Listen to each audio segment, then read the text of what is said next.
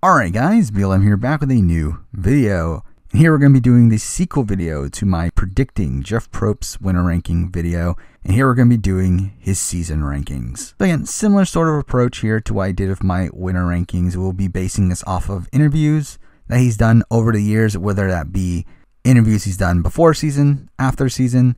He actually did a season ranking right before Heroes vs. Villains that we'll be using as the base of this list. I will try to weight it more heavily towards how he feels now than how he felt at the time.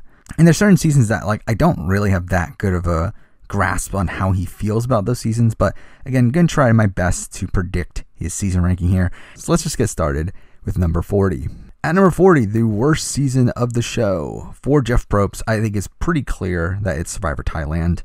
I don't think this has changed. This was on the bottom of his list back then. I think it's still at the bottom of his list. I don't think he's hated a season as much as he hated Thailand. There's just so many unlikable figures in his eyes.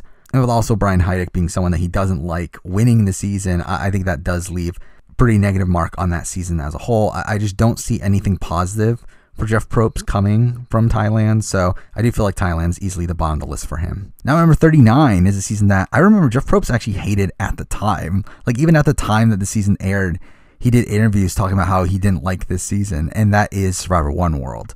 And again, it's very rare for you to see Jeff Probst bash a season just as the season had finished. And he literally does that in his finale interview. It's kind of funny, but even in retrospect, he's talked about how this is the season that caused a change in the casting methods on Survivor, where it's he realized that this cast was just so terrible that he essentially had to change things up for Philippines. And obviously they changed things up for the better, but here in One World, I do see this as the season that Jeff Probst just simply doesn't like. Now, I know he does like Troy Zan and he likes Kim Spradlin, but it's outside of those things, I feel like he just doesn't like the season as a whole. So it lands at 39. At 38, this one's pretty easy. This was the second to last on his last ranking. I think it's still there. It's Marquesas. Again, for Marquesas is weird because it's a season that he's called boring and a season without moves being made. But it's this is literally the season where the first big move is made, where the game flips against the Road to 4, but I mean, whatever. Again, he's not a big fan of VSAVILLAINS, but really, I think the main reason this season is so low is because of the conditions. Because Marquesas was not a good season for production due to the bugs. Supposedly, they had a lot of issues there. Now, again, there is some positives here for him. Again, Boston Rob came from the season. I think that's really the main thing that keeps the season alive in terms of not being at the very bottom. But again, I'm pretty sure he doesn't like this season. It's here at 38. Now at number 37, this is a guess on my end. I might be wrong. I do feel like there's a chance this season might be a spot or two higher, but I'm guessing number 37 is Nicaragua. And the reason for that is because I know he was pretty low on the 2 quits at the time. I know he was very upset by that. I know this is also a cast that he did not particularly love. I think we can see that from the fact that only Brenda has returned from this season, despite there being many opportunities to do so. I mean, the fact that Marty hasn't been back is still mind-blowing to me, and I think part of that has to do with Jeff Probst just not liking this season. Now, again, is it the worst season in the world in his eyes? Probably not. I know he really liked Fabio as a character, and I'm sure there's things that stick out to him, but I do feel like that double quit really knocks it down for him. And also it feels like the season after a massive all-star season always seems to be a letdown for Jeff Probst. And I feel like this is kind of an example of that. Now at number 36, we're moving on to what was third from the bottom on his original list, and that is Survivor Fiji. I think it stays there. I know he's not a big fan of Fiji. I think this is another season that he just looks at as pretty boring. I know that he said even in his last ranking that if it wasn't for Yao-Man and Dreams, this would have been the worst season of the show. And he calls out Earl for being boring. I feel like he mostly sticks by that now. I do think he's probably a bit higher on Earl than he was at that point, but still, I don't feel like he likes the season at all. So it still lands at 36. Now at number 35, we're moving on to a season that he didn't even bother commenting on his last season ranking. And again, I think that's just indicative of how he feels about the season as a whole, is that he just doesn't care about it. And that season is Survivor Guatemala. Now, I mentioned this before in my winner ranking that Jeff Probst remembers generalities in Survivor. He doesn't remember specifics. He remembers essentially like a tagline for a player. Like he remembers the one major sticking point of a player and just runs with it. And I think it's the same thing with seasons, where he has to have memorable moments from the season or else he just thinks the entire season's bad. And I think Guatemala is one of those seasons that doesn't necessarily have this massive standout moment. And because of that, he doesn't really remember it that well. And because of that, he has it pretty low in his rankings. So I'm guessing it's at number 35. Now, number 34 is the season above Guatemala on the last list, and that is Vanuatu. And I think Vanuatu is a season that he probably enjoys more than Guatemala. Like, I think there's the Chris storyline that sticks out there, and that's something he mentioned on his last list. I think an interesting thing about this is that this is obviously where he met Julie Berry, and obviously they ended up dating for some years and eventually broke up. So I wonder if that also plays a factor into his ranking of it now. But I think at the end of the day, it hasn't really changed that much from last time. I would guess it still stands at 34. Now at 33, this one is a complete guess. I don't know where this lands because I think based on his interviews, I would guess that this would land higher. However, obviously he's Jeff Probst, so he's going to promote this current season. Like, he's not going to bash on the season as it's airing, unless it's One World. And I do feel like this is a season that has a lot of question marks for me in terms of his opinions of it, and that is Island of the Idols. Now, I know he loves the cast. I know he loves the cast of Island of the Idols, and again, he talked relatively positively throughout the entire season, despite how depressing of a season it was. However, there's no way he can look at this season as a great season, right? I mean, like, the entire Dan situation was not a good look for production. And the fact that Dan gets called out, obviously, in the merge episode, and they still let him stay in the game only to later kick him out after an incident with a staff member, that's just not a good look. And, like, no matter what, I just can't see Jeff Probst truly defending this season. I mean, outside of the fact that Boston Rob and Sandra are there. And even then, in my opinion, it wasn't the greatest twist, but I know he liked it. But still, it's like, I just can't see him defending the season too highly. So I have it here at 33. I do think there's a chance it's higher, though, on his real ranking, but that's where I put it here. At 32, we have a season that I'm surprised he wasn't lower on at the time that he made the previous list. But at 32 here, I do have Survivor Gabon. I would guess he doesn't like this season, though at the time, again, I'm surprised he was so positive on it. Like, he was pretty high on, like, Randy and Corinne. He was pretty high on Bob, talking about how Bob made the fake idol. He's the oldest winner. Like, there's things that sticked out to him from Gabon, but I think at this point, with how many seasons have passed, I doubt his opinion has increased in any significant way. So I do think 32 is a decent placement for it. Now, number 31 is a season that I don't know what Probst's opinions are of this season, actually, because, like, he hasn't really talked much about this season after the season. Like, unlike something like One World, where, like, he openly disliked it at the time and even outwardly dislikes it afterwards, he never talks about this season, which is Survivor South Pacific. Now, again, it is so lowly ranked because I'm pretty sure Jeff Probst looks back at this stretch of seasons and doesn't look at it as his best work. I mean, we do know, again, like, he completely changed the way that Survivor is made around the time of Survivor Philippines after realizing that Survivor has been kind of mediocre. And I feel like South Pacific is part of that block of seasons that he would include, and most of the fan base would include, as, like, the dark ages of Survivor. But with that being said, there's not much proof to actually say he openly dislikes the season. Like, I mean, obviously, I'm sure he wasn't thrilled that Sophie beat Coach at the end. Like, obviously, we know that he really likes Coach. I'm sure he was also disappointed that Ozzy didn't win at the end. Even though he's not, like, the biggest Ozzy fan, I do think he was really compelled by Ozzy's story on that season. Like, I do think there are definitely highs for him. Obviously, Cochran's on this season. That's another thing I'm sure he likes. But overall, I don't really see him being too positive on this season, especially because there were some casting duds in his eyes. I know he wasn't a big Albert fan. He wasn't a big Rick fan. Obviously, Brandon Hance is there, and that's something. So, I mean, like, I'm sure he's very mixed on the season as a whole. So I'm estimating that he would have put it at number 31. At number 30, we're on to a somewhat more recent season. And this is a season that, again, like, he's been pretty open with him not loving it. I mean, which is weird because it's like, I feel like the fan base really enjoyed it, but he was really downplaying this season, and that is Survivor Co. Wrong. Now, Co. Wrong is a season that, again, like, production-wise, they obviously had some issues. Obviously, all the medevacs really messed up with production in terms of their scheduling, in terms of obviously dealing with the actual medevacs themselves. The conditions themselves were brutal, so it's like, I get it that they didn't like that element of it. Plus also, obviously, like, we know that he wasn't thrilled that Michelle had won the season and that he would have preferred either Aubrey or Ty to have won that season instead. So it's like, I feel like those are massive knocks on the season for him. However, I feel like this is the type of season that kind of grows on him over time, though, especially with the cast that it had. I think looking back at like Aubrey and Ty specifically, those are two people that he still loves to this day as TV characters. And with Michelle coming back on Winners at War and him being impressed by her there, like, I do feel like his opinions of this season are going to steadily increase. So I decided to put it here at number 30.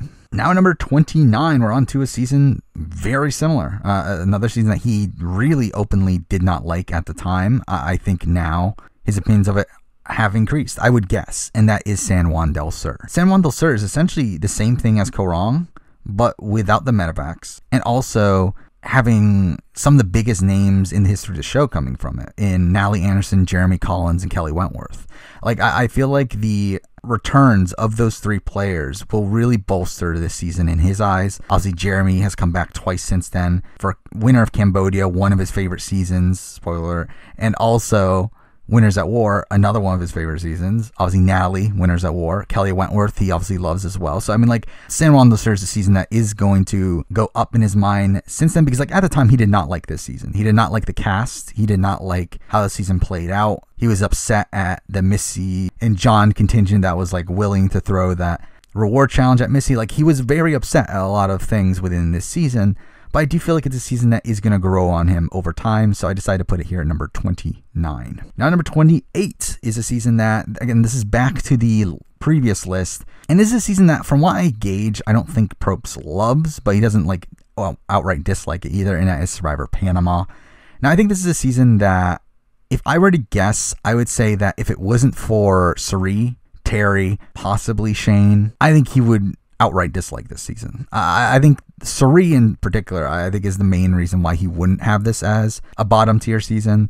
Because I feel like this is one of those seasons that I think he barely remembers at this point. What he does remember are those major figures there. And I do think his impressions, again, of Suri and Terry specifically, I think are really what keep this season from being at the very bottom of the bunch. So I do think this lands at 28. And at 27, again, still with the previous list, we're at Survivor Africa. And Africa was a season that he mentioned in his previous list that was a season that actually increased in his mind over time. And to be honest, I debated putting this higher because something that I found pretty interesting was that during Winners at War, when asked what his favorite location was, he specifically said Africa, like Kenya, where Survivor Africa was filmed. So that was interesting to me. And also he loves Ethan. So, like, I wouldn't be surprised if this has bumped up a bit. However, I do feel like this is a season that, again, at the time, I get the sense that this was not one of his favorite seasons. So I still land here at number 27. Now, 26 is a season that I'm actually surprised it was that low on his ranking last time. I mean, this is, at this point, we're at number 11 of his old list. And that season is Survivor Tocantins. Now, this is a season that might have jumped up since then. I don't know. But this is a season that has some pretty massive returnees from it. Obviously, it has Tyson, Coach, Steven, JT. All really massive figures within the course of the series with, I mean, Coach, Tyson, and JT all appearing at least 3 times at this point. So, like, I wouldn't be surprised if Tocantins has gone up in his estimations as well. But the thing that's interesting is that it was relatively low immediately after the season. Again, this was right after Samoa had finished, and he was already having Tocantins this low. Spoiler alert for the rest of the list. If you don't know Jeff Probst has a very short memory. So this list is very heavily weighted towards modern seasons. Like, that's why we haven't talked about some of these less popular modern seasons yet, because I do feel like Jeff Probst genuinely likes a lot of the modern seasons more than the older seasons. A lot of that reason because, like, I doubt he's rewatched a lot of seasons and he's going off of his memory of things, which obviously has faded from the older seasons. So with that said, like, again, it's surprising that Tocantins was that low that close to its release, as again, Tocantins is, in my eyes, a very solid season with really great characters, but it's interesting that he didn't see that. But again, as I said, like, I could see this jumping up for him as time's gone on with the bigger characters that have come from it, but at the end of the day, I do think I'm going to stick it here at number 26 to keep in line with the previous list. Now, number 25, I'm surprised the season's as high as it is, and that is Survivor the Amazon. And I think the main sticking point here is Rob Cesternino. I think that's the thing that's sticking in his mind. I mean, that and also Jenna and Heidi stripping for peanut butter. It's kind of funny how, like, again, this is like something that's kind of awkward now because it's like, it's something that hasn't particularly aged well is the gender dynamics within that season. But that was something that even back during Heroes vs. Villains, he was still talking about. One of the most memorable moments is Jenna and Heidi stripping for peanut butter. And like, okay, I guess. I don't know. I feel like this season's probably one that has dropped in his mind over time. Again, I just don't think those gender dynamics on that season have aged particularly well. I do also feel like with the type of person that Jeff is at this point, I doubt he would condone a lot of the dynamics within that season as well. So, I mean, like, I would guess that this season has dropped over time, though I do think Rob Cesternino might be the thing that's keeping it somewhat high, as he's talked in interviews multiple times about his adoration for Rob Cesternino. So I decided to still land it here at 25. Now number 24, and we're back to modern seasons, and I really just don't know where he lands on this season, because it's like, obviously to the fan base, this was a terrible season, and most of the fan base reacted negatively to the season, but I feel like this was a season that Jeff Probst was pretty high on, at least before airing. I don't know how he's felt since then, but I decided to land it here at 24, and that is Survivor Game Changers. I just don't know how he feels. Again, like, there's really no real interviews where he talks about his real opinions on Game Changers. Like, I'm assuming he doesn't hate it, because it's like, I feel like if he hated it, we would have known. Mind you, I'm pretty sure he found it to be a disappointment after Cambodia. Like, I do know that, but I just don't think he outright hated the season as a whole. So I had a tough time really placing this, because I think there's a debate for this possibly being lower on the list. But I think at the end of the day, I just don't think he was as negative on it as many other people. And also, I mean, I have a feeling he was not that upset at the recognition he got for the betrayal of the Zeke and Varner situation, which obviously got Survivor a lot of recognition from the transgender community and also from the GLAAD Awards. So I do feel like at the end of the day, I don't think Jeff's opinions of this season are as low as a lot of the fan base. And while I would personally look at the Varner situation as a massive knock against the season, as it really sets this depressing tone for the rest of the season, I have a feeling Jeff Probst looks at it as a positive instead. So that's why I would have it here at 24 for him. Now 23 is a season that, again, I just don't know his actual opinions on. And really, this goes with a lot of the very recent seasons. Like, I feel like very recently he has been a lot more hesitant to talk about his real opinions on seasons, because like up to Survivor 30, I feel like he would very blatantly say, this is going to be a great season, if he truly believed it was a great season. He's kind of stopped that now, especially after 30 ended up being a disappointment to most of the fan base. And then he's also done the same thing with like Caramoan, like some of these other seasons that the fan base just didn't like. And because of that, I feel like it's very tough to gauge his actual opinions nowadays, unless it's like some more blatant opinions that we'll be talking about later down the road. But like for something like Game Changers, and for 23 on the list, which is Edge of Extinction, I feel like it is very tough to gauge his opinions on these. Again, Edge of Extinction, I would guess he's okay with how the season played out. Obviously, he loves the Edge of Extinction twist. He loves Rick Devens. I'm sure he loves the end stretch of the game with Chris giving up immunity and all that stuff, and Chris winning the game. I'm sure he loves all those elements of it. All the returnees that were back for the season, I know he loves as well. So I'm sure he's okay with the season as a whole. I can't really see him being like absolutely in love with it though. And really, the main reason it's not in the top half of the list is because I do feel like we don't see as much love for the cast of this season as much as some other recent casts from Probst. Like, obviously, like when it comes to Probst, he's openly loved the IOI cast. He's loved the David vs. Goliath cast. Even HHH, he's talked about loving specific members of that cast. Same thing with Ghost Island. But I feel like with Edge of Extinction, it's very tough to gauge how he felt about a lot of the newbies outside of like Rick Devens. And even then, Rick Devens didn't get nearly as much adoration from him as a certain other player we'll be talking about soon. So because of that, I felt very hesitant to put this season much higher than 23 here. Now, number 22, we're back to his original list, and we're going to Survivor Cook Islands.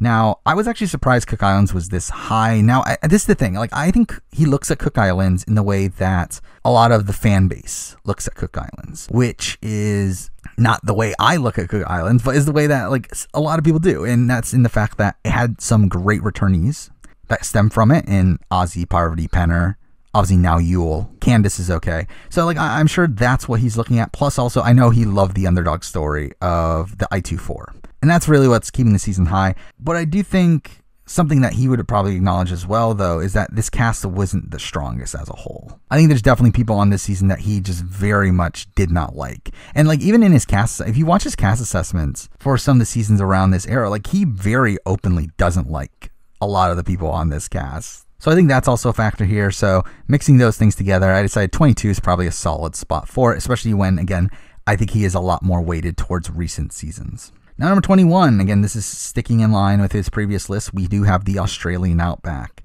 Now, again, I think the reason why this is so low is because he is so heavily weighted towards recent casts. Again, the reason why this is so low is because, again, I think he is very heavily weighted towards recent seasons.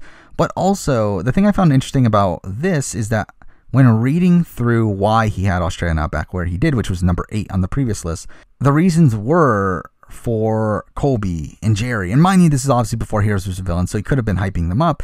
But like he was mentioning Colby, Jerry, and like Elizabeth, and I'm pretty sure like at this point, he's not nearly as high on Colby, especially, than he was at the time. Elizabeth is someone that isn't really even that big of a name anymore. So I don't think those aspects of the season really keep in high regard anymore for him.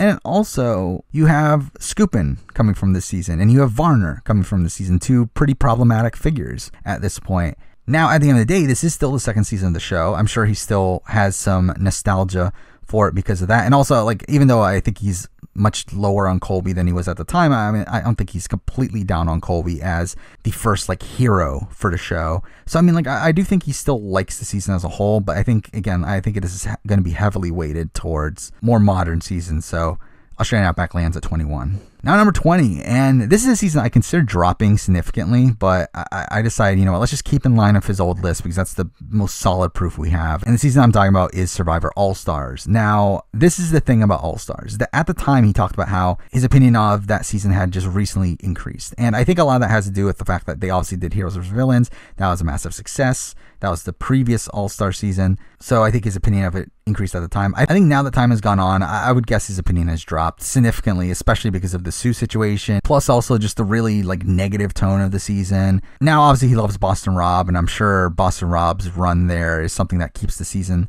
in somewhat high regard for him. But like, I do feel like this is a season that probably has dropped in his estimation over time. But due to us not really having any proof of that, I decided to still keep it here at number 20. Now, number 19, and we're actually on a pretty big stretch here of recent seasons. I believe 7 seasons in a row that were not on his previous list. So let's start off with number 19. And at 19 here, we have a season that I know he loved at the time. I know he was making bets on the public liking this season. And obviously he ended up being wrong, massively wrong, but this is still a season that I do think he holds in somewhat high regard, and that is Survivor Redemption Island.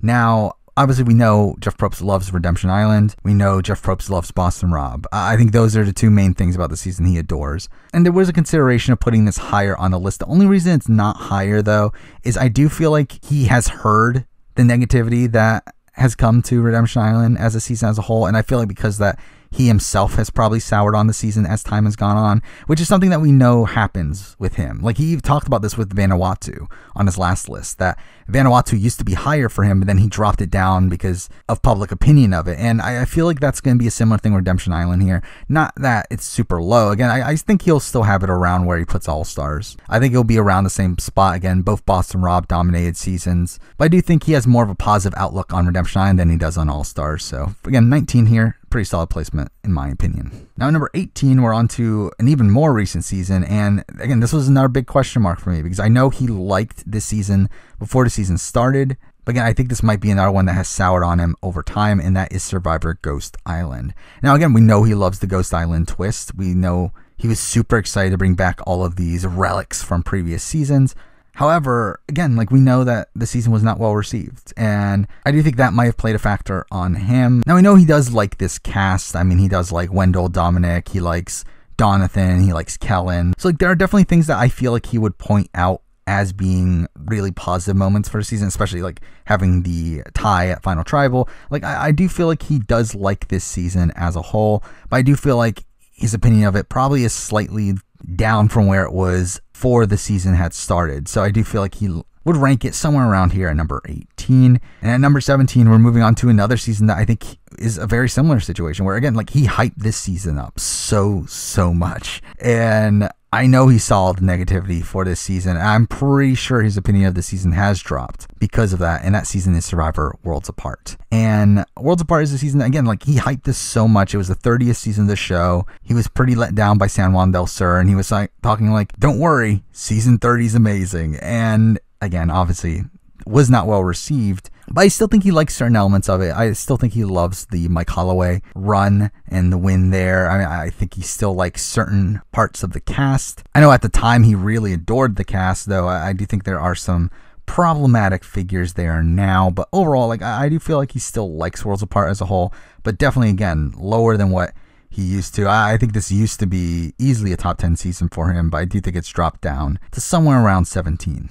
Now at number 16, a much more recent season here. Again, another one that I kind of have a weird grasp on how he feels about the season, but I feel like this is a season that, again, will probably grow on him over time. And that is Survivor Heroes versus Healers versus Hustlers. And I think this is a season that I remember he did not particularly like the beginning of the season, but I think this is a season that's saved in his eyes by Ben's run at the end. I think, again, like he is someone that adores Ben, adores the way that Ben plays the game, but also loves Ben's story of being this military person that overcomes his PTSD. And like, I feel like that's something that he really adored from this season. And with like him saying that, oh, Ben's on my Mount Rushmore of Survivor players and everything. Like, I do feel like this is a season that will stick out to him more than some of the seasons that we just talked about at the end of the day. So I've landed it here at number 16. Now, number 15 is another more recent season that I don't know exactly how he feels about it. And that's because of how much he downplayed it. And that is Survivor David versus Goliath.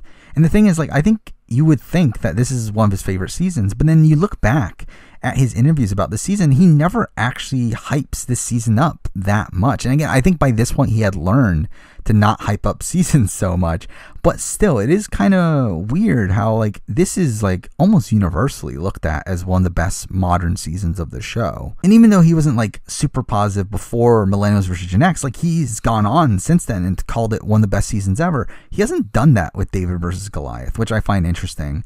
Like we do know he loves the cast, like he particularly loves Christian and Angelina and Davey, but I do find it surprising that he hasn't been a lot more positive on this season as he has with other seasons. And because I do find it tough to put it that much higher on the list, as again, like he just hasn't really talked much about the season. So for me, it lands here at number 15. Now, number 14, we have another season that is adored by the fan base, but I just don't know how much Jeff Probst himself actually feels about it. And that is Survivor Philippines. And the thing that's interesting about Philippines is that it's a season that like, he acknowledged it was a good season at the time. I believe he actually said it was a top 10 season by the end of it. At the time, obviously, at the time of Survivor 25, so 15 seasons have passed since then.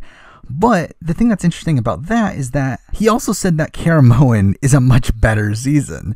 So it is interesting to me on like, where does he land Philippines now? But again, like considering he did consider it a top season at the time, I do still feel inclined to put it somewhat high. So I do think 14 is a decent spot. I mean, he was a big Malcolm fan, obviously. He was a big Lisa fan as well. I mean, Ozzy Penner's on this season. I mean, like, he does have some of his favorites on this cast. So I do think 14 is a pretty solid spot for it.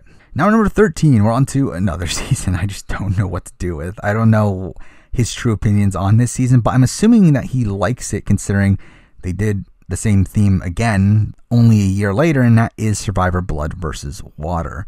Now, obviously, I know that he likes this season. Like, he's talked about how he thinks the Blood vs. Water theme really worked with the returnees. He obviously has some massive favorites on this cast, like Sierra Easton's one of his favorite players ever. Brad Culpepper's here, who he loves. He really likes Hayden. Even at the time, I remember he liked John Cody. So it's like, there were some pretty solid newbies here that he liked. You obviously have the rock draw moment, which is obviously a moment that he absolutely adores. I'm pretty sure he called that one of his favorite tribals in the history of the show. So, I mean, like, there's definitely really strong moments from this season, plus also the twist that I think in his eyes really, really worked. Plus also there's Redemption Island, which is a twist that he really likes. I mean, I think overall, I would guess he really liked Blood vs. Water. I just didn't know exactly where to place it. I think there's an argument for it being higher, but I did have it land here at number 13. Now, number 12, we're going back to his old list, and actually for the next 4 spots, which essentially encompasses all of that list but the top 2 spots. But here at number 12, we do have Survivor China. Now, the interesting thing about China is I don't feel like he talks much about Survivor China anymore. Mind you, there hasn't really been a returnee from this season in a while, and a lot of the bigger names from this season haven't competed in a while, with those being like obviously like James and Amanda, who were 2 massive figures at the time, but it's like now it's like kind of forgotten about.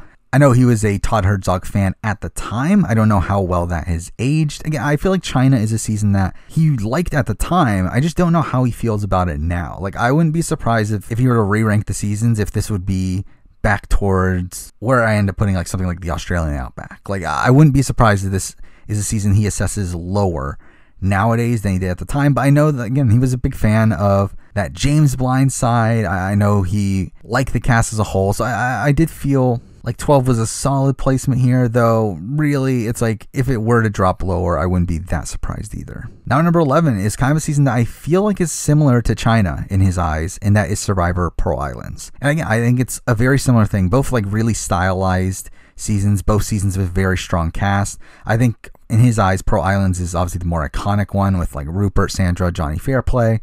I know he talked about at the time that his biggest regret of the season was the Outcast twist, which is kind of ironic considering, like, even though I don't like the Outcast twists based on principle, I actually do think it made the season as a whole a better season. But I love how he was upset about it, because if it wasn't for that, Andrew Savage would have been an all-star. It's like, sure. But he also seemed like really upset at Lil, and even forgot Lil's name, which is even funnier to me. But I think you also have to factor in the fact that he doesn't like Johnny Fairplay. I think that's probably a thing that I could see this season dropping significantly for him. Again, like, I think if this was based on how he felt all those years ago, I do feel like both this and China are still this high, but I feel like these are both seasons that probably have dropped for him. And I wouldn't be surprised they're actually lower on the list than what I currently have them. All right, now top 10. We're on to the top 10 seasons for Jeff Probst. At number 10 here was number 4 on his previous list, and that is Survivor Palau. And again, this is another season that I don't know how well it's aged for him. I do know that he still loves the Final 3 Immunity Challenge. That's still one of his favorite moments in the history of the show. I'm pretty sure he's still a Tom fan, but I do feel like this is a season that probably has faded from his mind over time. Like, I do think he still has this story of the season stuck in his head, this like Kror dominating Oolong, and then Stephanie being left on her own, and then Tom dominating the game, winning challenges. Like, I'm sure it's still a higher ranked season for him. Again, while Pearl Islands and China, I wouldn't be surprised if he dropped those over time. I think Palau is still relatively high on the list. The only question for me is, like, is it higher than like Blood versus Water? Is it higher than Philippines and like those sort of seasons? But at the end of the day, I do feel like Palau is pretty solid here at number 10, largely due to it having some really memorable moments that I think Jeff Probst really hammers on. Now number 9, and this one was a big debate for me as well, because this season was number 3 on his previous list. However, this was immediately after the season ended, and I don't know if this is too high now. But at number 9, I do have Survivor Samoa. And again, the last list was made immediately after the season ended. Obviously, there was this massive high from Russell being on the show, and with him being on Heroes vs. Villains next, like, I think he was incentivized to have Samoa really high. And I wouldn't be surprised if this is a season that has dropped in his estimations over time. Again, like, I think unlike Palau, which I think is very solidly a top tier season for him, I don't think Samoa is that. However, I do still think he ranks it highly. I do think he still remembers Russell Hantz dominating the game. I think he also still remembers the Russell Swan incident. He talks about how that was the scariest moment he had while on set. Like, I think also you have someone like a Shambo that he really likes. So I do think he likes the season as a whole. Now, does it deserve to be this high nowadays? I don't know, but I thought number 9 was still a solid place for it. Now at number 8, and for me, the top 8 here is pretty definitive. Again, I feel very confident about his placement of the top 8 here. I do feel like these are definitively his top 8 seasons of all time. The question is the order, and that's something I'm not as confident about, because like, he has changed his mind so many times on so many seasons that I really don't exactly know, but I am just going to guess. But let's start off with number 8. Again, the start of this top tier. This is a season that, again, he adored at the time. He obviously heard the negative reception that the season had, but I don't feel like that ever deterred him from being a big proponent of this season. That is Survivor Caramoan. Now, I think the big thing from this season is obviously Cochran winning the game. I think that's the main thing he remembers from the season. He talks about it all the time,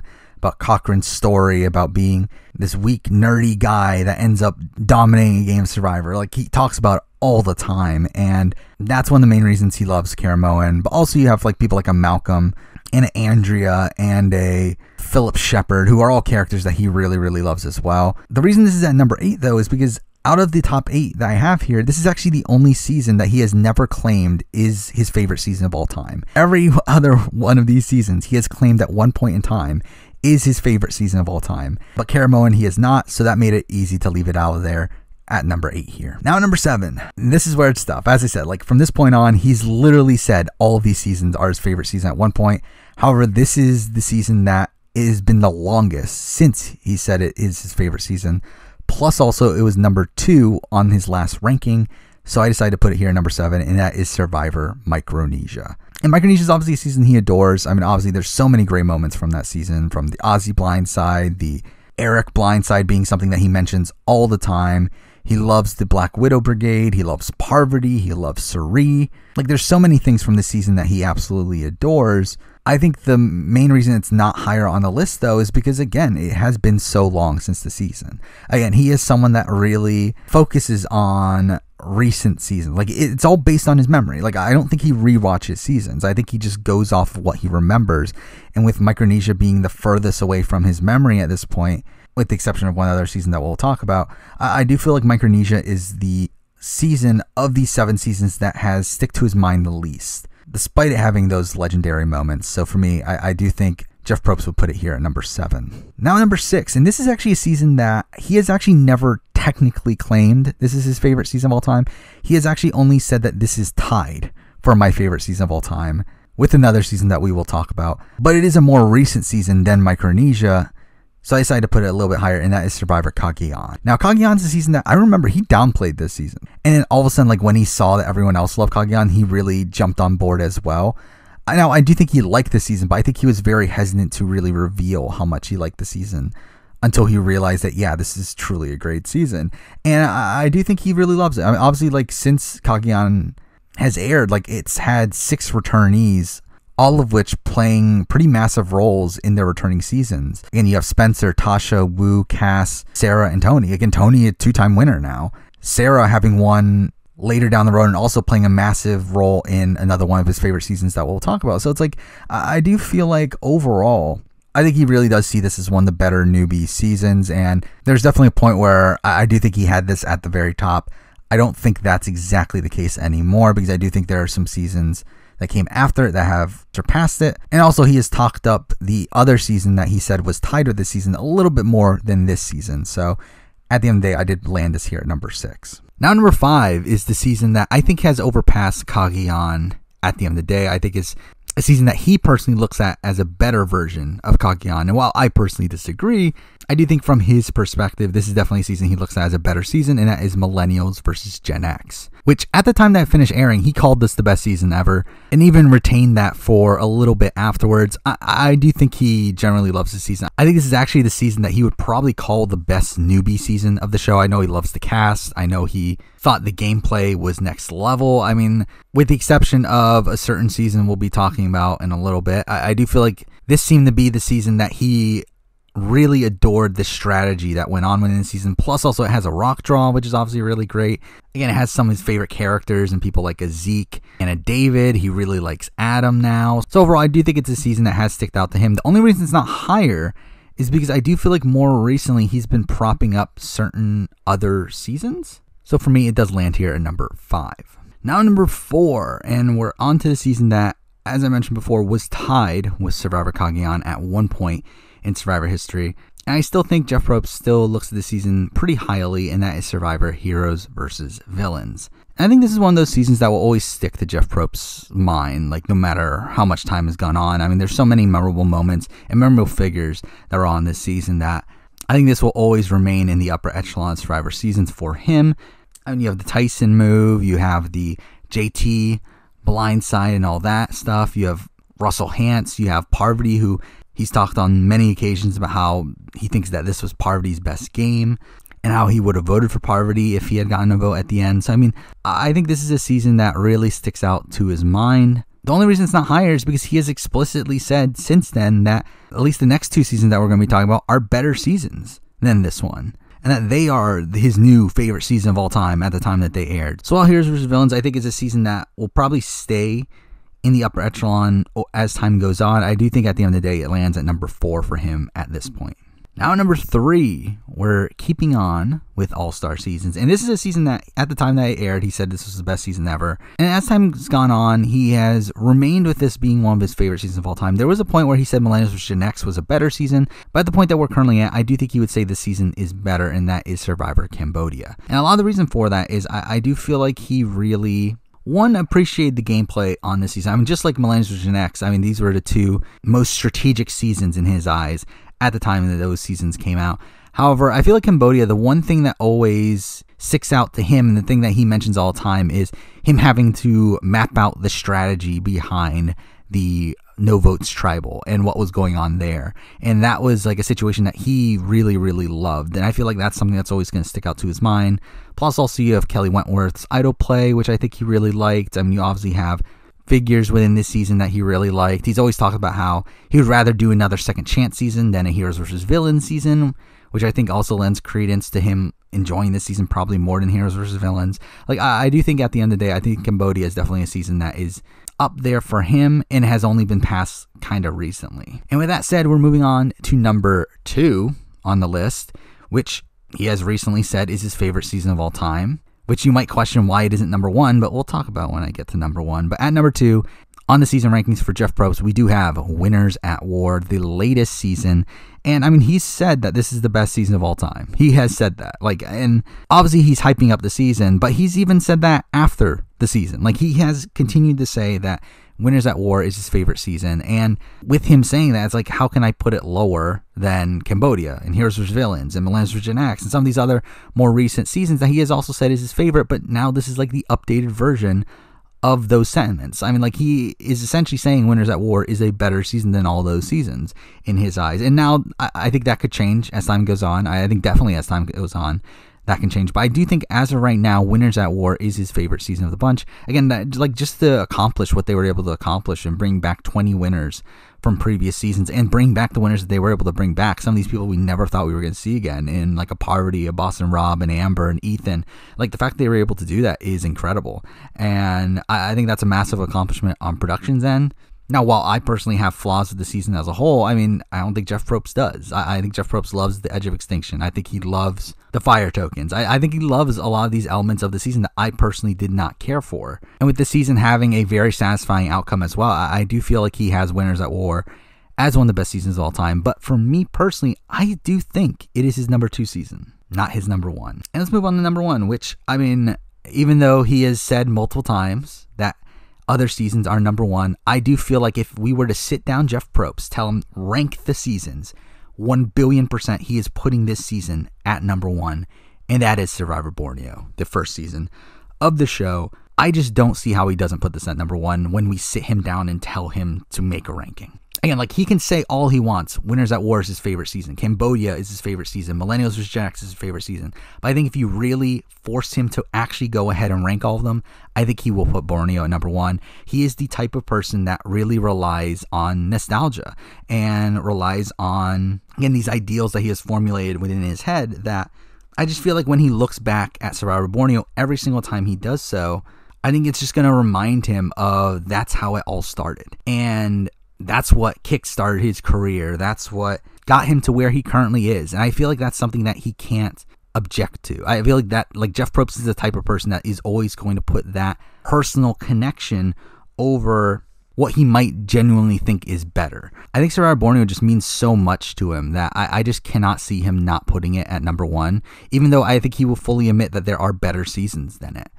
But even in its own right, I mean, I think he's got to acknowledge that it does have so many iconic characters and so many iconic moments that I think even in that right, he would feel justified putting it at number 1 anyway. So I do feel like if we were to sit down Jeff Probst, force him to make a season ranking, I do feel like he would put Borneo at number 1.